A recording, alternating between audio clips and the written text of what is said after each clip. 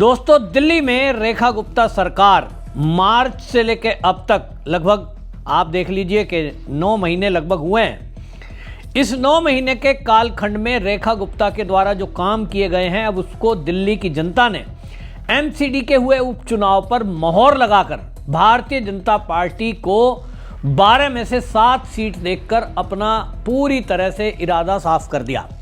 अरविंद केजरीवाल जो दावा करते थे कि दिल्ली में रेखा गुप्ता की सरकार प्रदूषण पर कोई काम नहीं कर रही है, जमीन पर कोई काम नहीं है, एमसीडी में कोई काम नहीं है, तो भाई दिल्ली की जनता अब ये सभी सीटें आम आदमी पार्टी को देंगी।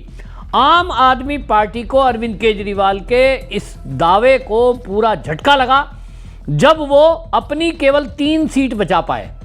12 की 12 सीटें जीतने का दावा करने वाले अरविंद केजरीवाल यूं तो पंजाब में अपना नया ठिकाना बना चुके हैं, दिल्ली उन्होंने छोड़ दी है, उनको दिल्ली से कोई मोह नहीं है। लेकिन हाँ, एमसीडी का चुनाव आया तो उन्होंने एक्स पर लिखा कि सब सीटें हम जीतने जा रहे हैं, लेकिन दावा पूरी तरह फुस हुआ और दिल्ली की जनता ने बता दिया कि हमको आम आदमी पार्टी जैसा ठगबंधन नहीं चाहिए। दिल्ली की जनता ने रेखा गुप्ता के काम पर मोहर लगाई है। रेखा गुप्ता डे फर्स्ट से जिस तरह से काम दिल्ली में कर रही हैं, चाहे वो सड़क निर्माण हो, चाहे फिर वो साफ सफाई का मामला हो, चाहे वो यमुना की क्लीनिंग का मामला हो, जनता अपनी आंखों से असर देख रही है।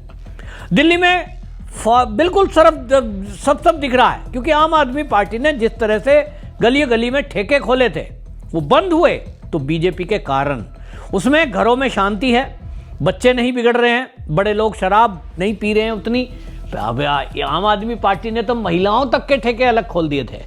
मतलब पूरी दिल्ली को शराब में डुबाने की जो रणनीति आम आदमी पार्टी ने बनाई, महिलाओं में काफ़ी गुस्सा था। एमसीडी के चुनाव में जो ये रिजल्ट आया है, अब यूं तो आप कहेंगे कि 12 में से 12 नहीं जीती बीजेपी, 12 में से 12 जीत सकती थी। कुछ ऐसी चीज़ें होती हैं स्थानीय लेवल पर, जिस तरह से शोएब है एक अपनी सीट जी पाए, क्योंकि वहाँ मटिया महल एरिया ऐसा है कि वहाँ टोटली मुसलमान एरिया ज़्यादा है, तो वहाँ वो शोएब आम आदमी पार्टी से ही अलग होके गया और उसने वो अपनी पार्टी अलग बनाई, तो वहाँ से एक सीट जीतना उसका तय ही था पहले से। एक सीट कांग्रेस के खाते में गई है और कांग्रेस का वैसे कोई आधार नहीं है, लेकिन व्यक्तिगत आधार पर लोकल लोगों के एक तरह से ये कहें कि आम आदमी पार्टी के प्रति गुस्सा और बीजेपी का कोई कैंडिडेट ठीक ना होने की वजह से वो सीट उधर गई है। बाकी ओवरऑल अगर अब बात करेंगे 7 सीटों पर भारतीय जनता पार्टी ने जिस तरह से अपने प्रत्याशी उतार कर, और उसके लिए आप देखिए वोट मांगने का क्या है, लोगों को दिखता है। अब कोई ऐसा नहीं है कि आप किसी को बहका सकते हैं। एमसीडी का चुनाव गली की साफ सफाई, नाले, पानी की व्यवस्था, इसी सब पे होता है, लोकल मुद्दे टोटल। तो दिल्ली में रेखा गुप्ता सरकार जब से आई है, निश्चित रूप से बिजली की व्यवस्था पहले से ही अच्छी थी, लेकिन उसमें आप सोचिए कि जो फ्री की बिजली केजरीवाल दे रहे थे तब उनको जनता वोट दे रही थी। अब रेखा गुप्ता सरकार ने फ्री बिजली योजना लागू नहीं की है, बंद है, न फ्री का पानी लोगों को मिल रहा है, लेकिन उसके बावजूद भी जनता यदि भारतीय जनता पार्टी पर भरोसा कर रही है तो ये रेखा गुप्ता के काम पर मोहर है। उन्होंने जो इस दौरान में काम किए हैं सरकार बनने के बाद, जिस तरह से रेखा गुप्ता काम कर रही हैं, लोगों का विश्वास बना है। क्योंकि दिल्ली में आमतौर पे आउटर एरिया में देखोगे अगर और अंदर गलियों में देखोगे तो बुरा हाल था सड़कों का, सड़क थी ही नहीं। पचपड़गंज मैं देख रहा था, पचपड़गंज एरिया में मैं एक बार गया था, वहाँ नेगी जी बीजेपी के एमपी हैं, एमएलए हैं।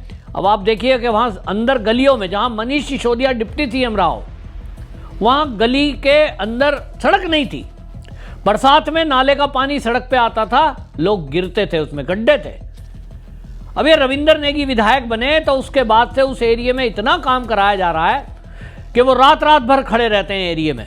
अगर आप आम आदमी पार्टी की सरकार इस तरह से काम करती, कम से कम डिप्टी सीएम का एरिया तो ठीक रहता। वहां जब ये हाल है तो बाकी दिल्ली में क्या होगा। दूसरा, ये जो चुनाव हुआ है, इस चुनाव में आप देखेंगे रेखा गुप्ता की जो टेस्टिंग हुई है वो पूरी दिल्ली की है, क्योंकि ये उपचुनाव था। ऐसे जो निगम पार्षद जो विधायक बन गए उनकी जगह खाली हुई थी और उस चुनाव में पूरी दिल्ली का प्रतिनिधित्व सामने आया है। एक तरह से पूरी दिल्ली की टेस्टिंग हो गई कि रेखा गुप्ता कैसा काम कर रही हैं। आप देखिए, कंझावला, प्रीतमपुरा, भरतनगर, सिविल लाइंस बिल्कुल आउटर हो गया, राउज एवेन्यू ये पोश एरिया एक तरह का हो गया, द्वारका आप देखते हैं हवाई अड्डे के पास का एरिया है, नजफगढ़, गोल मार्केट, सेंटर मार्केट कहलाती है, सेंटर दिल्ली, पुष्प विहार और मंडावली, ये पूरी दिल्ली का एक तरह से आप देखेंगे पूरी दिल्ली के कोने कोने और सेंटर की सीटें थी। इन सब में अगर भारतीय जनता पार्टी 10 में से 7, 12 में से 7 सीटें जीत रही है, इसका मतलब यह है रेखा गुप्ता डिस्टिंक्शन से पास है। रेखा गुप्ता में जनता ने विश्वास जताया है। और दूसरी बात, जनता ये लिख रही है कि आम आदमी पार्टी के विरुद्ध में वोट पड़ा है, आम आदमी पार्टी को तो कोई देखना नहीं चाहता। 3 सीटें भी वो जीत ली हैं जहां व्यक्तिगत रूप से केजरीवाल का कोई असर नहीं है, वहां भारद्वाज का कोई असर नहीं है, आतिशी का कोई असर नहीं है, व्यक्तिगत रूप से वो जो लोग काम कर रहे हैं उसके कारण लोगों ने वोट दिया है। इसमें आपको ये भी बता दूं कि वीरेंद्र सचदेवा, उनका रोल बहुत महत्वपूर्ण है, प्रदेश अध्यक्ष हैं, और लोग ये कहते हैं कि केंद्र में नरेंद्र और दिल्ली में वीरेंद्र, इस तरह से कहने लगे हैं कि बस दुश्मनों का सफाया, यानी अपोजिट पार्टी, विपक्ष का सफाया। वीरेंद्र सचदेवा इसमें लिखते हैं कि दिल्ली नगर निगम 2025 जनादेश स्पष्ट मिला, निकाय चुनाव में परिणाम ने प्रमाणित कर दिया कि दिल्ली की जनभावना सार्थक कार्य, विश्वसनीय नेतृत्व और जवाबदेह शासन पर अपना विश्वास प्रकट कर रही है। कुल मतदान 45.9% भाजपा के पक्ष में गया है, जो कि विरोधी दलों से 10% से अधिक है। इन नतीजों ने स्पष्ट कर दिया कि नगर शासन में भारतीय जनता पार्टी पुनः एक सुदृढ़, सुसंगठित और प्रबल शक्ति के रूप में उभरी है। अब आप देखिए, वीरेंद्र जी ने जो बात कही है कि जो मतदान का प्रतिशत है वो 46% लगभग है और 10% अधिक हुआ है आपसे। अब ये 10% का डिफरेंस चुनाव में मायने रखता है, क्योंकि जीत हार का अंतर 1%, कभी कभी आधा % से होता है।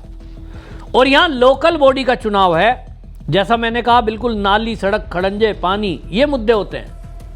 और उसमें यदि जनता 10% आम आदमी पार्टी से अधिक वोट दे रही है, तो ये लोकप्रियता बताती है कि रेखा गुप्ता की लोकप्रियता किस प्रकार की है। और इसीलिए मैं कहता हूं, ये चुनाव भले ही आपको लगेगा कि एमसीडी का उपचुनाव है, लेकिन एक्चुअल में मुझे ये रेखा गुप्ता का एक टेस्ट लगता है कि रेखा गुप्ता ने अब लगभग जब 9 महीने होने को आए तो उनके काम से दिल्ली की जनता कितनी सहमत है। अब ये जो कम सीटें हुई हैं, ये भी मैं आपको बता दूं, सर्दी का समय है और हम तो बचपन से देखते आए हैं कि सर्दी के इन दिनों में कोहरा रहता है। ठंड के कारण जो धूल के कण हैं वो ज़मीन पे रहते हैं, ऊपर नहीं उड़ पाते हैं, और उसके कारण प्रदूषण रहता है। तो दिल्ली में जो प्रदूषण था उसके लिए पिछले दिनों रिपोर्ट्स आई कि पंजाब में जानबूझ के जो पराली जलाई जा रही है, जिसका केजरीवाल जब दिल्ली के सीएम रहते हुए दावा करते थे कि पंजाब की वजह से धुआं हो रहा है, वो आज भी है और उसकी वजह से प्रदूषण बढ़ रहा है। यदि ये प्रदूषण नहीं बढ़ता, यानी ये जो चुनाव है अगर 1 महीने पहले हो गया होता या 1 महीने बाद में होता, तो इसके परिणाम मैं गारंटी से कहता हूं कि 12 में से 11 सीटें भारतीय जनता पार्टी इसकी जीतती, मटिया महल को छोड़कर। तो ये परिणाम है, इस दुष्प्रचार के बाद भी, मौसम की खराबी के बाद भी ये जो आया है रेखा गुप्ता का बेहतरीन प्रदर्शन, मैं इसको कहूँगा। सभी मंत्री रेखा गुप्ता के कैबिनेट में अच्छा काम कर रहे हैं, विधायक अच्छा काम कर रहे हैं, और ये इसलिए भी है कि दिल्ली पर सारे देश की नज़र होती है। तो भाई काम करोगे तो जनता खुश रहेगी और नहीं काम करोगे तो वो पार्टी आला कमान तक तुरंत पहुंच भी जाती है। तो इसलिए मुझे लगता है कि रेखा गुप्ता जिस तरह से काम कर रही हैं, वो अपना अगला 5 साल भी, यानी इस टर्म में तो सीएम है ही, वो अगले टर्म की भी पूरी पक्की गारंटी बन जाएंगी दिल्ली वालों में।